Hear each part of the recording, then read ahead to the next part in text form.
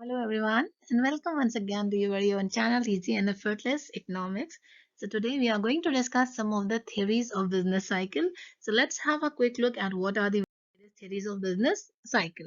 So in today's lecture we are going to discuss about Hicksian theory, pure monetary theory, monetary over investment theories, Schumpeter's theory, and multiplier and accelerator theory. So all these theories we are going to discuss. So without wasting any time, let's begin with this topic. This is one of the important topic that you need to understand because um, for most of the exams or for many competitive exams, you will find these topics around. So let's have a look at these theories.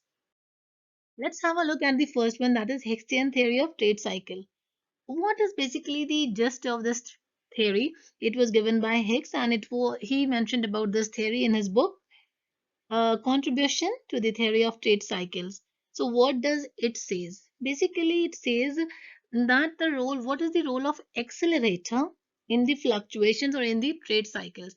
That how accelerator is responsible for the nature of trade cycles in the economy. Now the question arises, what is an accelerator? So let's first understand what is accelerator. Basically, accelerator ensures the effect of change in consumption on investment. That what effect the change in consumption takes place as a result of investment. So it talks about that, or you can in simple words say that investment is dependent upon consumption. So basically, Hicksian theory is revolving around your accelerator. It further added that consumption is determined by the investment. So he considered two factors. What are the two factors that Hicks considered? First is your marginal propensity to consume, and the next is your capital output ratio. So these are the two factors that was taken into account by the Hicks.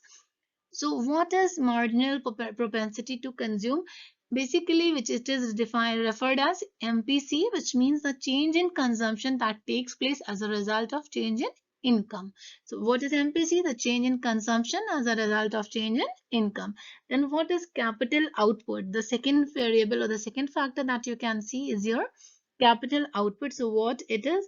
It is the amount of capital that is needed to produce one unit of output. Means how much investment is needed, how much amount is needed to produce. So what is the Hicksian theory? What does it say? Firstly, it talks about the role of accelerator, that how accelerator brings about the fluctuation in the business cycle. And secondly, it considered the two factors that it considered is the MPC. MPC is the change in income as a result, the change in consumption as a result of change in income. And the next is your capital output, that how much capital is required to produce one unit of output. Here you can see in the diagram the four lines or the four parallel lines you can see. Each line denotes a different perspective: lower limit, upper limit, equilibrium, and autonomous investment. Basically, it says that it starts from equilibrium. Fluctuation starts and it reaches to the upper level, then it come back to the autonomous investment. What is autonomous investment? Autonomous investment is the fixed investment which is not at all affected by any of the change, which remains the same. So it says the fluctuation takes place in the economy. What happened? What type of fluctuation takes place? It started from the lower level and reaches to the upper level, reaches the equilibrium, and then it ultimately reaches to the level of autonomous investment. The second theory is your pure monetary theory. As the name suggests, it says that all the activities in the economy are just because of one factor, and that is the money. That is, money is the factor which is the reason behind all the economic activities that is going around in the economy. It is given by Hortrey, and it says the level of economic activity are nothing but reflection of changes in the flow of money. It says that with the change in the flow of money in the economy, the nature of activities increases. For example, if more money is in circulation, there will be more production. If the lesser money is in circulation and people are having less money, so there will be less what you can say, there will be less production. So this theory is basically about money. Then you have money over investment theory. This is Hicks theory of, it is known as Hicks or Hicks theory of monetary money over investment theory. What does it say? Basically, it says that resources in the economy are invested in the capital goods. Here, as you can see, It is called as monetary over investment theory because it considers over investment of the resources. Over investment of the resources, it says that if the money is cheaper in the economy, if suppose if you are knowing that money is more in circulation, it is cheaper, so there will be more production, it means the return is going to be more. So the cost of production will be lower, and the cost of production will be lower, and the profits will be more. So what will happen as a result, when you are knowing that you are going to get higher returns or better returns, you will automatically invest more. So this is the money over investment theory. Means investment is preferred by the people just because of the fact that the cost of production is low and the results of the profits are high. So it says that the cyclical fluctuations are the result of the um, changes in the economy, that changes in the trade cycle that is taking place. It's just because of the cyclical fluctuations. Cyclical fluctuations, what are cyclical fluctuations? Cyclical fluctuations are the major changes or the structural changes or the structural fluctuations like inflation that are taking place in the economy. Then we have Schumpeter's theory of innovation. This is one of the most important theory of business cycle that you need to know. It is basically based on innovation. Schumpeter says that in order to increase the business or in order to promote the business, the best and most suggestive idea is to have um, innovation in the business. If you're going to stick with the same old practices and traditions, it will not at all going to work. It will not take you to any place, but rather invest make invest in some developing some creative ideas. So it says this is known as the theory of innovation, and in one of the most discussed theories of business cycle and given by Joseph Schumpeter. So this is one of the most recognized, the main theories that you were usually asked in the and during the exam, that the theories that were asked in business cycle were your Schumpeter and the Hicksian theory. These are the most recognized and most appreciated theory. It says that the main function of any of the entrepreneur is to bring innovation in the business, because we know that competition is so high. So if there will be no innovation, the market cannot carve a niche for themselves. So it is really important. Here he suggested few ways of 5 methods of innovation. What innovation means? Not inventing. There is a difference between innovation and invention. Invention is when you are developing a new product or when you are developing something new. Innovation is like you modifying the existing product. So how this modification can be done?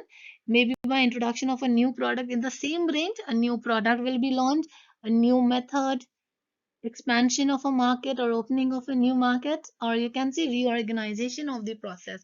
Means the things that were used to be earlier, they can be redefined or remodified.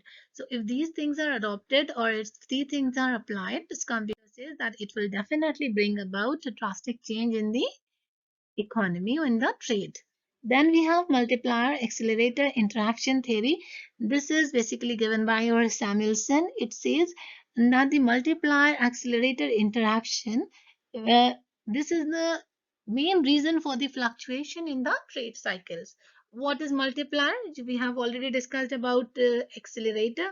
Now let's see what is multiplier. So multiplier shows the effect of a change in investment on income and employment. So when we talk about the effect of change in investment on income and employment, that's what changes it brings, then it's your multiplier.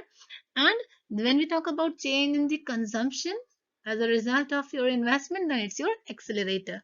So here we have investment, income, employment, consumption as a part of your multiplier accelerator. So this theory was given by Samuelson.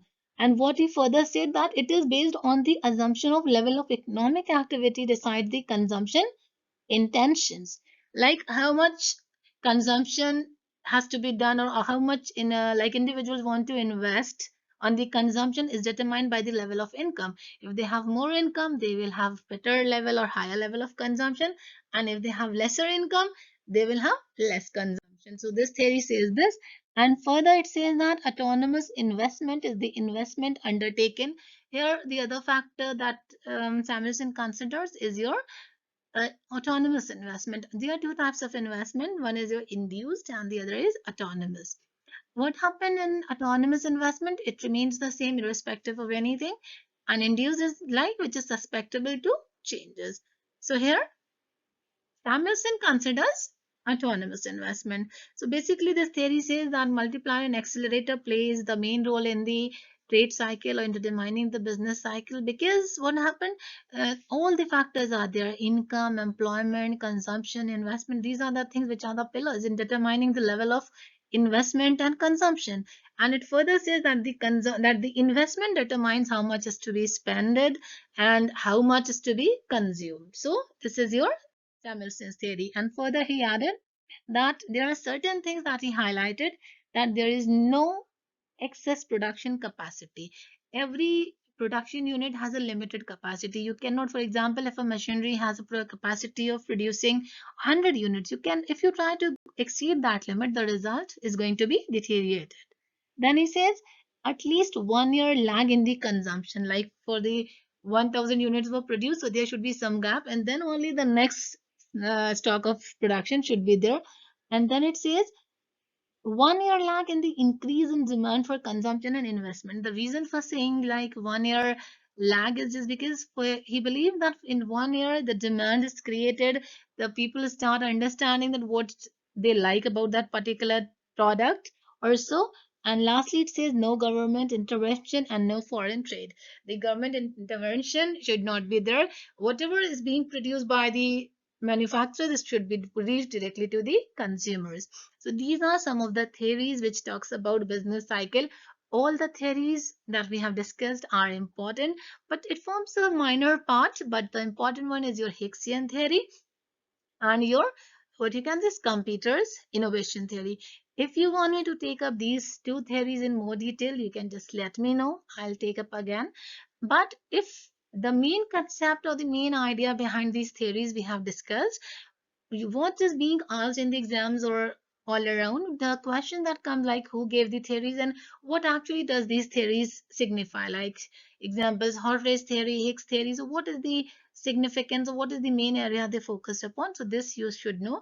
These are the concepts or the basic ideas about business theory. So with this, I'll conclude today's lecture. I hope if you go through this lecture, you will have a better understanding of business cycle. If you want, because Hicksian theory is a detailed one, I have just summarized it and presented in an easier form to you.